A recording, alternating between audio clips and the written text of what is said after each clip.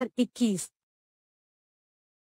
नमस्कार दोस्तों, आज इस वीडियो में हम लोग पल्लव वंश, राष्ट्रकूट वंश, चालुक्य वंश, यादव वंश, काकतीय वंश, कोंकण के शिलाहार, होयसल वंश, कदम वंश, गंग वंश, संगम युग, चोल वंश के बारे में पढ़ेंगे। तो चलिए शुरुआत करते हैं।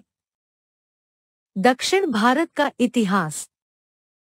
उपलब्ध संसाधन संकेत करते हैं कि दक्षिण भारत मुख्यतः तमिलनाडु एवं केरल में प्रथम सहस्त्राब्दी में महापाषाणयुगीन लोग रहते थे। दक्षिण भारत की महापाषाणयुगीन संस्कृति मुख्यतः अपनी शवाधान प्रथा के लिए जानी जाती है। इन शवाधानों का बड़े पत्थरों से कोई संबंध न होते हुए भी इन्हें महापाषाण मेगलिथ कहा जाता है। दक्षिण भारत के आरंभिक इतिहास में 3 राजवंशों चोल, चेर एवं पांड्य का उल्लेख मिलता है। प्रारंभिक मध्ययुगीन काल में यह क्षेत्र चोल मंडलम कहलाया। आरंभ में चोल राज्य की राजधानी उरैयूर, तिरुचिरापल्ली में स्थित थी। बाद में चोल राज्य की राजधानी को पुहार में स्थानांतरित कर दिया गया। पुहार कालांतर में कावेरीपट्टम के नाम से प्रसिद्ध हुआ। चोल वंश में प्राचीन काल में सर्वाधिक प्रतापी राजा करिक्काल हुआ। उसके पास एक शक्तिशाली नौसेना थी। करिक्काल के नाम पर इतिहास में 2 महान उपलब्धियां दर्ज हैं। उसने चेर एवं पांड्य राजाओं की सम्मिलित सेना को परास्त किया और उसने पड़ोसी देश श्रीलंका पर आक्रमण किया एवं उन्हें परास्त किया। करिक्काल के निधन के बाद चोलवंश पतनोन्मुख हो गया एवं 9वीं शताब्दी ईस्वी तक महज एक छोटे राजवंश के रूप में अस्तित्व में रहा। पांड्य राज्य मुख्य रूप से तमिलनाडु के तिरुनेवेली, रामंद एवं मदुरै के आधुनिक जिलों में विस्तृत था। पांड्य राज्य की राजधानी मदुरै में थी। पांड्य राजवंश का सर्वाधिक प्रसिद्ध शासक दुंजेरियन था। उसने चोल एवं चेर की संयुक्त सेना को मदुरै में हराया। अनुमानित है कि नेदुंजेरियन का शासन 210 ईस्वी के इर्द गिर्द था। नेदुंजेरियन के शासनकाल में मदुरै एवं कोरके व्यापार एवं वाणिज्य के बड़े केंद्र थे। चेर वंश का राज्य पांड्यों के राज्य के पश्चिम एवं उत्तर में स्थित था। चेरों को केरल पुत्र भी कहा गया है। चेर परंपरा के अनुसार उनका सबसे महान शासक सेंगुटुवन था। उसने चोल एवं पांड्य शासकों को अपने अधीन किया था। पल्लव वंश। पल्लवों का इतिहास आर्द्र सातवाहन के पतनावशेषों पर आरंभ होता है। कृष्णा नदी के दक्षिण के प्रदेश पर पल्लवों ने अपनी सत्ता स्थापित कर ली। पल्लव राजाओं के प्राकृत एवं संस्कृत में अनेक दानपत्र उपलब्ध हुए हैं। पल्लव शक्ति का वास्तविक संस्थापक सिंह विष्णु 575 से 600 ईस्वी लगभग था। सिंह विष्णु वैष्णव धर्म का अनुयायी था। पल्लव वंश के प्रमुख शासक सिंह विष्णु की राजधानी कांचीपुरम थी। किरातार्जुनीयम के रचनाकार भारवी सिंह विष्णु के दरबारी थे। पल्लव वंश का अंतिम शासक अपराजित 879 से 897 ईस्वी था। नरसिंह वर्मन एक ने महाबलीपुरम के एकाश्मकस्थ का निर्माण कराया। नरसिंह वर्मन एक ने वातापिकोंडा की उपाधि धारण की।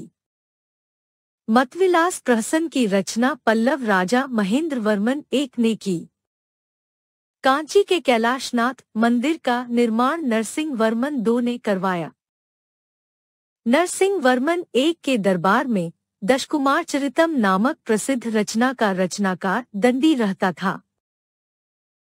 नंदीवर्मन ने कांची के मुक्तेश्वर मंदिर एवं बैकुंठ पेरुमाल का निर्माण कराया। प्रसिद्ध वैष्णव संत तिरुमग अलवर नंदीवर्मन के समकालीन थे। पल्लव कला का भारतीय इतिहास में विशेष योगदान है।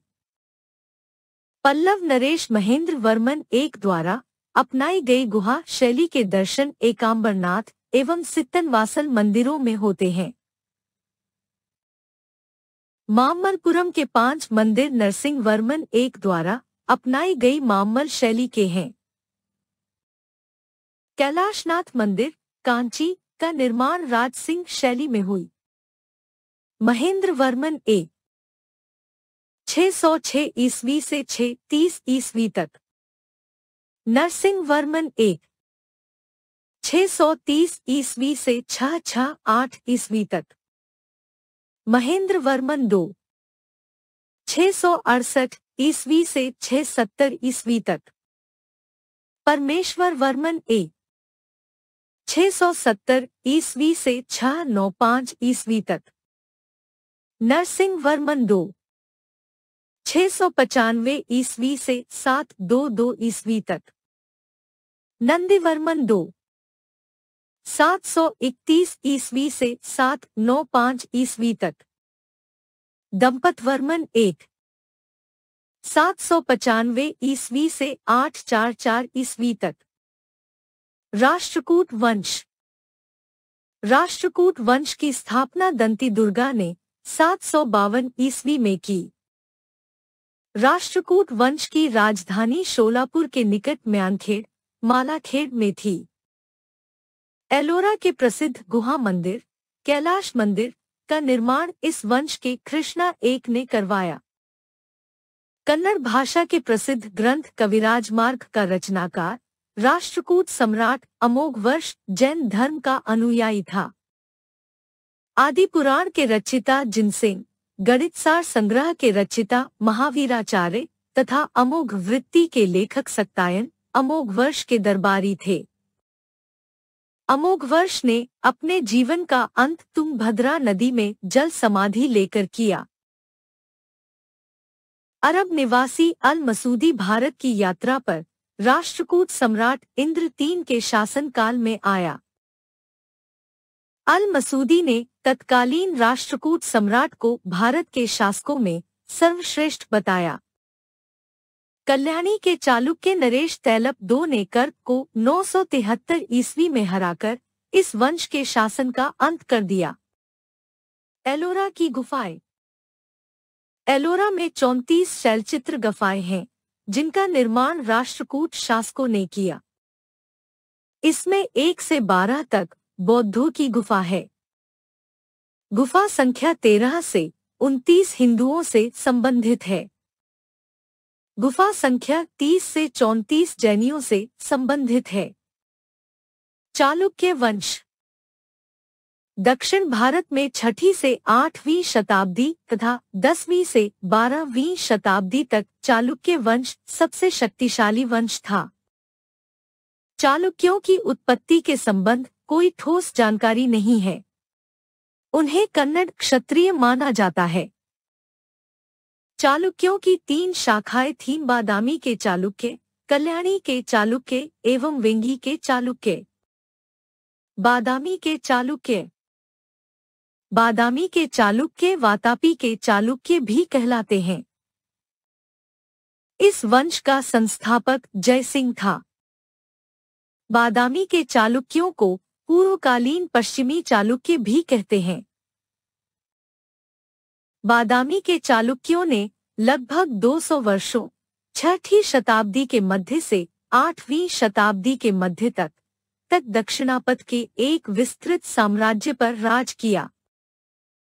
पुलकेशिन एक इस वंश का प्रथम महत्वपूर्ण राजा हुआ। उसने 535 से 566 ईस्वी के बीच कई यज्ञ किए। पुलकेशिन एक के काल में बादामी चालुक्यों की राजधानी बनी। इस वंश के सबसे प्रतापी राजा पुलकेशिन II ने सम्राट हर्षवर्धन को हराकर परमेश्वर की उपाधि धारण की। जिनेंद्र के मेगुती मंदिर का निर्माण पुलकेशिन II ने करवाया। अजंता की एक गुफा में फारसी दूत मंडल का स्वागत करते हुए जिस शासक का चित्र उत्कीर्ण है वह पुलकेशिन II है। इस वंश के शासक विक्रमादित्य II की पत्नी लोक महादेवी ने पट्टदकल में विरूपाक्ष महादेव मंदिर का निर्माण करवाया। कल्याणी के चालुक्य। इस वंश की स्थापना तैलप II द्वारा की गई। उसने म्यानखेड़ को अपनी राजधानी बनाया। राष्ट्रकूटों की शक्ति का उन्मूलन कर चालुक्यों की शक्ति को पुनर्जीवित करने का श्रेय कल्याणी के चालुक्यों को है। कल्याणी इनकी राजधानी थी। कल्याणी के चालुक्यों का संबंध बादामी के चालुक्यों से नहीं था। चालुक्यों की इस शाखा को उत्तरकालीन पश्चिमी चालुक्य भी कहा जाता है। विक्रमादित्य IV इस वंश का सबसे प्रतापी शासक था। विक्रमादित्य IV के दरबार को विल्हण एवं विज्ञानेश्वर जैसे साहित्यकार सुशोभित करते थे। हिंदू विधि ग्रंथ मिताक्षरा याज्ञवल्क्य स्मृति पर टीका की रचना विज्ञानेश्वर द्वारा हुई। विक्रमादित्य IV के जीवन पर प्रकाश डालने वाले ग्रंथ विक्रमादेव चरित की रचना विल्हण ने की। इस वंश का अंतिम शासक सोमेश्वर IV था। उसे देवगिरी के यादव राजा होयसल नरेश वीर वल्लाल ने 1190 ईस्वी में हरा दिया तथा यह वंश समाप्त हो गया। वेंगी के चालुक्य। वेंगी के चालुक्यों को पूर्वी चालुक्य भी कहा जाता है। वेंगी के चालुक्य वंश की स्थापना विष्णुवर्धन ने 615 ईस्वी में की। इस वंश के शासकों की राजधानियां क्रमशः पिष्टपुर, वेंगी एवं राजमुंदरी थी। विजयादित्य III इस वंश का सबसे प्रतापी राजा हुआ। पंद्रंग उसका सेनापति था। यादव वंश। यादव लोग स्वयं को कृष्ण का वंशज यदुवंशी कहते थे। वे चालुक्यों के सामंत थे। भिल्लभ IV यादव वंश सोमेश्वर चालुक्य को परास्त कर कृष्णा नदी के उत्तर में संपूर्ण चालुक्य राज्य पर अधिकार कर लिया तथा देवगिरी, दौलताबाद को अपनी राजधानी बनाया। यादव वंश में सर्वाधिक प्रतापी राजा सिंहण 1210 से 47 ईस्वी हुआ। सिंहण की सभा में संगीत रत्नाकर के लेखक सारंधर एवं प्रसिद्ध ज्योतिष चंगदेव रहता था। टिक्कम द्वारा मलिक काफूर अलाउद्दीन खिलजी का सैनिक जनरल के समक्ष आत्मसमर्पण करने के साथ इस राजवंश का पतन हो गया। काकतीय वंश। काकतीय वंश की स्थापना बीटा I ने नलगोंडा, हैदराबाद में एक छोटे से राज्य के रूप में की। इस राज्य की राजधानी अमकोंड थी। काकतीय वंश में सर्वाधिक शक्तिशाली शासक गणपति था। गणपति की पुत्री रुद्रमा ने रुद्रदेव महाराज के नाम से 35 वर्षों तक शासन किया। गणपति द्वारा इस राज्य की राजधानी वारंगल स्थानांतरित कर दी गई। प्रताप रुद्र 1295 से 1323 ईस्वी इस वंश का अंतिम शासक था। कोंकण के शिलाहार। शिलाहारों का राजकुल संभवतः क्षत्रिय था एवं उनकी 3 शाखाएं थी। इनकी प्राचीनतम शाखा ने 8वीं शताब्दी ईस्वी से 11वीं शताब्दी के आरंभ तक शासन किया। उपरोक्त शाखा की राजधानी गोवा थी। शिलाहारों की दूसरी शाखा ने लगभग 4.5 सदियों तक उत्तरी कोंकण पर राज किया। दूसरी शाखा का शासन क्षेत्र थाना एवं रत्नागिरी के जिले तथा सूरत के कुछ हिस्सों में फैला हुआ था। इस राजवंश की तीसरी शाखा 11वीं शताब्दी में कोल्हापुर में प्रतिष्ठित हुई। सतारा एवं बेलगांव जिलों पर भी इनका शासन था। इस वंश का प्रतापी राजा विजयादित्य ने बिज्जल को अंतिम चालुक्य नरेश नृपति के विरुद्ध सहायता प्रदान की। इस कुल का सबसे प्रतापी राजा भोज था। उसने संभवतः 1175 ईस्वी से 1210 ईस्वी तक शासन किया। भोज के बाद यादव शासक सिंहण ने शिलाहारों का राज्य यादव राज्य में मिला लिया। होयसल वंश। होयसल वंश का 12वीं शताब्दी में मैसूर में प्रादुर्भाव हुआ। होयसल वंशीय स्वयं को चंद्रवंशी क्षत्रिय कहते थे। इस वंश का संस्थापक विष्णुवर्मन था। इस वंश के शासक विष्णुवर्मन II ने द्वारसमुद्र नामक नगर की स्थापना की तथा इसे अपनी राजधानी बनाया। विष्णुवर्मन ने वेलूर स्थित चेन्ना केशव मंदिर का निर्माण 1117 ईस्वी में किया। इस वंश का अंतिम शासक बीर बल्लाल III था, जिसे अलाउद्दीन खिलजी के एक सैनिक जनरल मलिक काफूर ने परास्त कर दिया। इस काल का सर्वश्रेष्ठ मंदिर द्वारसमुद्र का होयसलेश्वर मंदिर है। उपरोक्त मंदिर को भास्करकला का अजायब घर भी कहा जाता है। कदम्ब वंश। कदम्ब वंश की स्थापना आंध्र सातवाहन के पतनावशेष पर हुई। ये पल्लवों के सामंत थे। इस वंश का मूल निवास स्थान पश्चिमी घाट में कनारा में था। तेलगुंडा के एक लेख से ज्ञात होता है कि मयूर शर्मन नामक एक ब्राह्मण ने स्वतंत्र कदम्ब वंशीय राज्य की स्थापना की। इस राज्य की राजधानी वनवासी थी। इस वंश का सर्वाधिक महत्वपूर्ण शासक काकुतस्थ वर्मन था। 13वीं शताब्दी के समाप्ति के समय में अलाउद्दीन खिलजी ने इस राज्य को मुस्लिम राज्य में मिला लिया। गंग वंश। गंगों का राज्य मैसूर रियासत के अधिकतर भाग पर फैला हुआ था। गंगों के कारण उपरोक्त इलाके को गंगावाड़ी कहा जाता था। 4वीं शताब्दी ईस्वी में इसकी नींव दिदिग एवं माधव एक ने डाली। माधव एक ने दत्तक सूत्र पर एक टीका लिखी। पहले इनकी राजधानी कुलुवल में थी, परंतु 5वीं शताब्दी में इस वंश के शासक हरिवर्मन ने इसे वहां से स्थानांतरित कर मैसूर जिले में तलकाड में स्थापित किया। राष्ट्रकूटों ने कालांतर में इस राज्य पर अपनी प्रभुसत्ता स्थापित कर दी। संगम युग। संगम अध्यक्ष, संरक्षक एवं संख्या, स्थान, सदस्यों की संख्या। प्रथम अगस्त्य ऋषि, पांड्य 89, मधुर 549, द्वितीय तोलकाप्पियर, पांड्य 59, कपटपुरम 49, तृतीय नक्कीरर, पांड्य 49, उत्तरी मदुरै 49। संगम शब्द का अर्थ है संघ, परिषद, गोष्ठी तथा इससे तात्पर्य तमिल कवियों के सम्मेलन से है। इन परिषदों का संगठन पांड्य राजाओं के संरक्षण में किया गया था। भारतीय प्रायद्वीप का दक्षिणी छोर जो कृष्णा नदी के दक्षिण में है, 3 राज्यों में बंटा हुआ था, चोल, चेर और पांड्य। अशोक के द्वितीय शिलालेख में चोल, पांड्य, केरलपुत्रा एवं सतीयपुत्र का जिक्र मिलता है, जो कि साम्राज्य की सीमा पर बसते थे। 8वीं सदी ही में 3 संगमों का वर्णन मिलता है।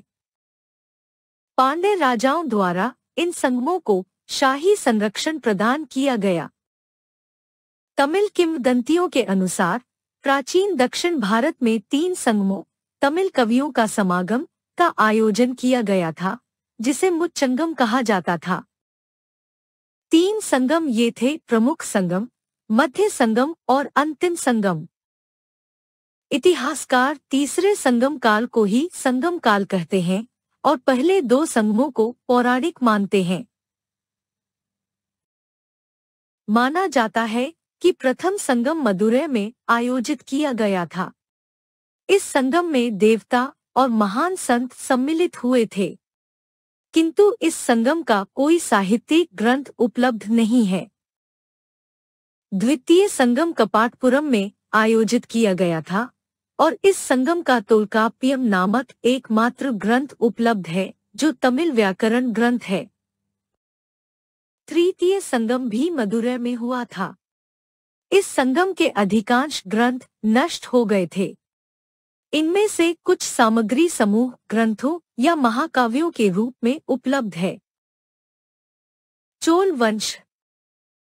चोल वंश के प्रमुख शासक विद्यालय 850 से 880 ईस्वी, आदित्य 1 880 से 907 ईस्वी, परांतक 1 907 से 955 ईस्वी, राजाराज 1 985 से 1014 ईस्वी, राजेंद्र 1 1012 से 1042 ईस्वी, राजाधिराज 1 1042 से 1052 ईस्वी, कुलोतुंग 1 1070 से 1118 ईस्वी, विक्रम चोल 1 1120 से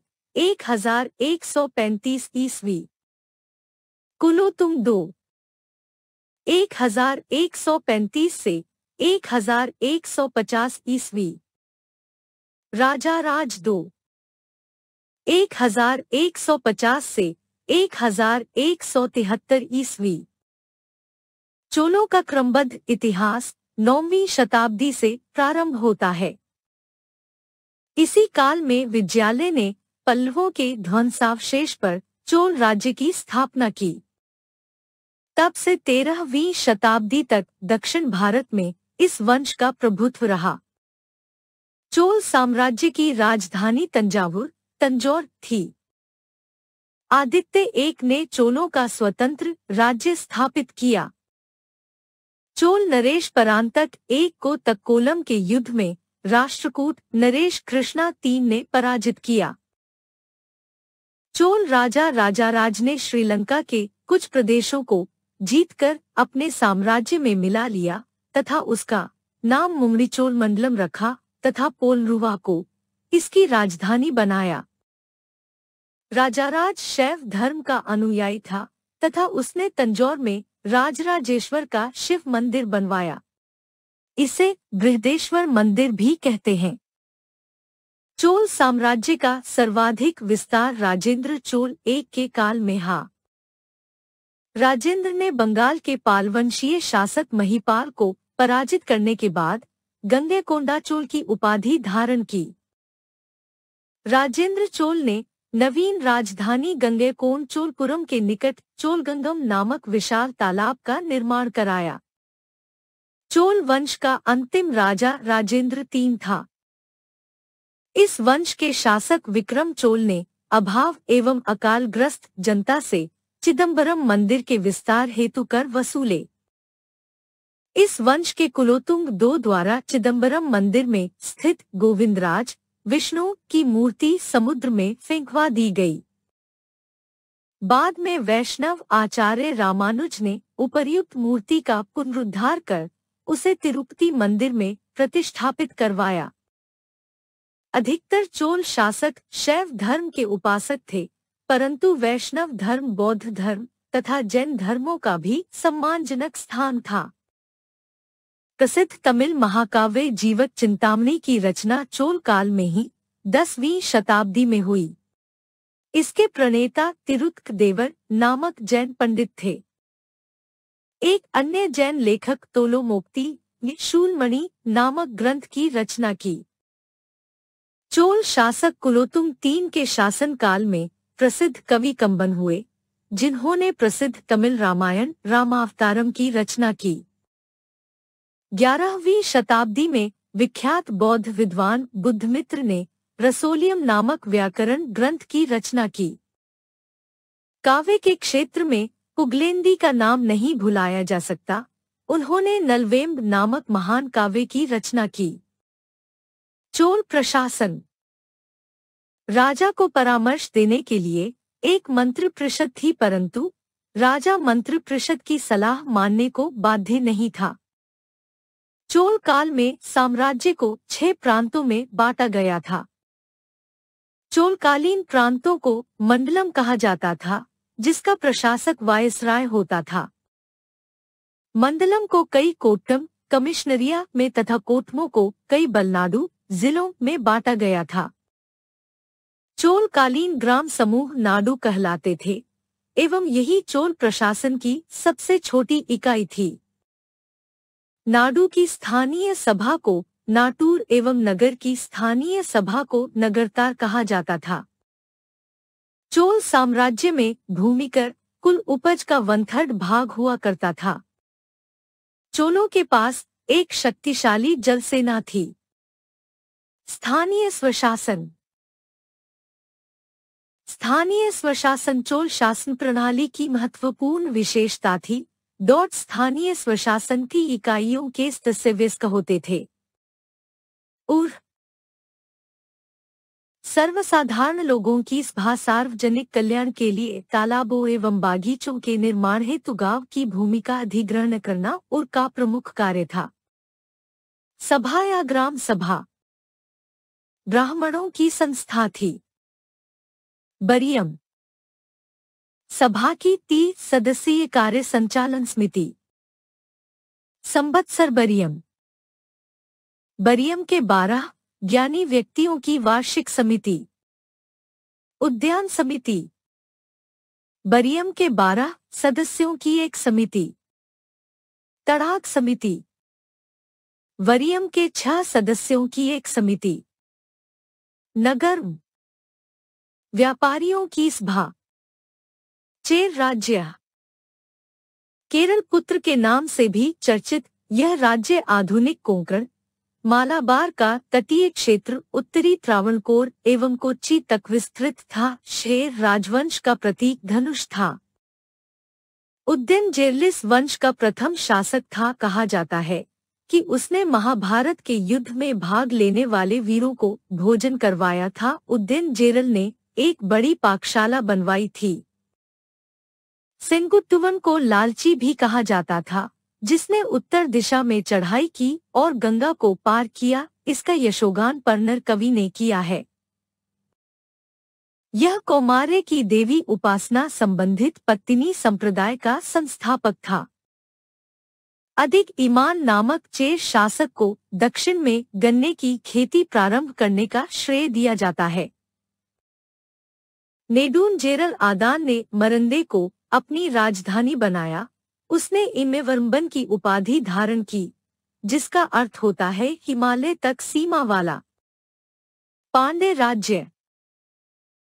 राज्य के द्वीपों की सुदूर दक्षिण और दक्षिण पूर्वी भाग में था। मदुरै इनकी राजधानी थी। इनका प्रतीक चिन्हकार एक प्रकार की मछली था। मेगास्थनीज ने पांड्य राज्य का उल्लेख माबर नाम से किया है। यह राज्य मोतियों के लिए प्रसिद्ध था। यहाँ स्त्रियों का शासन था। पांड्य शासक नेडियो ने पहरुली नामक नदी को अस्तित्व प्रदान किया तथा समुद्र पूजा भी शुरू कराई। पांड्य शासकों में सबसे विख्यात नेदुंजेलियान था। उसकी प्रसिद्धि तलायालंगा नाम के युद्ध में विजय के परिणाम स्वरूप हुई। पट्टुक्टू में नेदुंजेलियान के जीवन का विवरण मिलता है। नेदुंजेलियन ने रोमन सम्राट ऑगस्टस के दरबार में अपना दूत भेजा था। संगमकालीन कवियों नक्कीरर, कल्लरनार एवं मागुड़ी मारोदन को संरक्षण प्रदान किया।